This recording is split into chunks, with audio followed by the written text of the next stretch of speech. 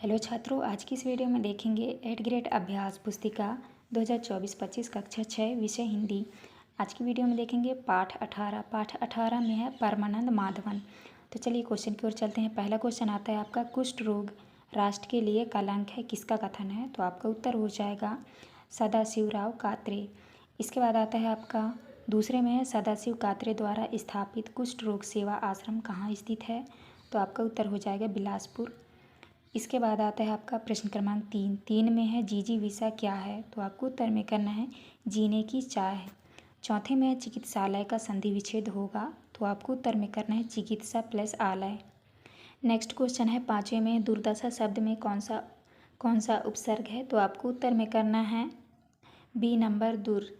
इसके बाद आता है आपका, नीचे दिए गए शब्दों में से उचित शब्द चुनकर रिक्त स्थानों की पूर्ति कीजिए। तो आपको 6वें में भरना है सेवा का भाव, 7वें में भरना है आपको विसर्ग। तो इसको कट करके आप यहाँ पे विसर्ग भर लीजिएगा।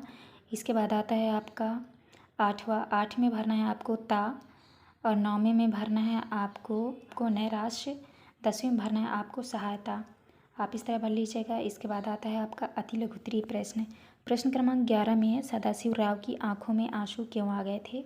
आपको उत्तर में करना है जब सदाशिव राव की पुत्री और दामाद उनसे मिलने उनके आश्रम आए तो उन्हें देखकर स्नेह से उनकी आंखों में आंसू आ गए। 12 में निम्नलिखित शब्दों में से उपसर्ग अलग कर लिखिए।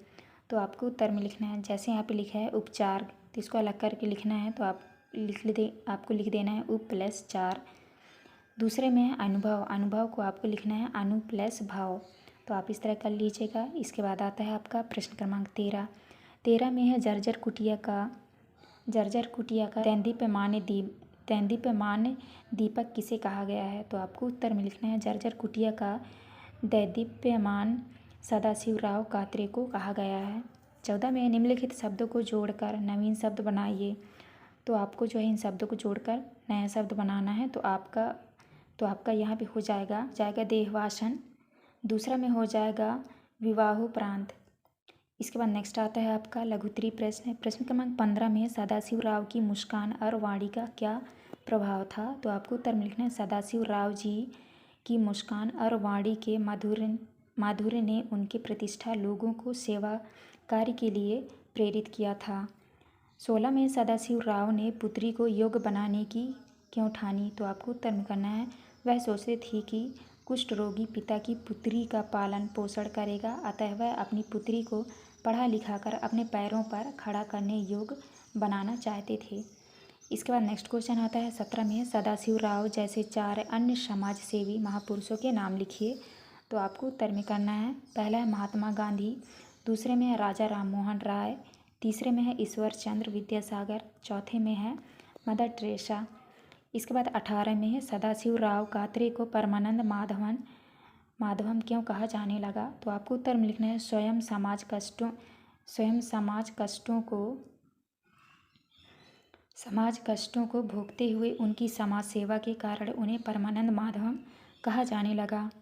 इसके बाद आते हैं आपके दीर्घोत्तरीय प्रश्न। प्रश्न क्रमांक 19 में, कुष्ठ रोगियों को किन किन परेशानियों का सामना करना पड़ता है? अपने शब्दों में लिखिए।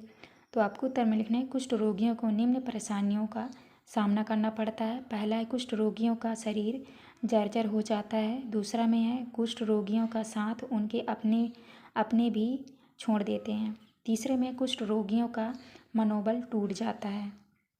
इसके बाद आते हैं आपके प्रश्न क्रमांक 20 में, यदि आपको सदाशिव जी के साथ सेवा करने का अवसर मिले तो आप क्या सहयोग करते?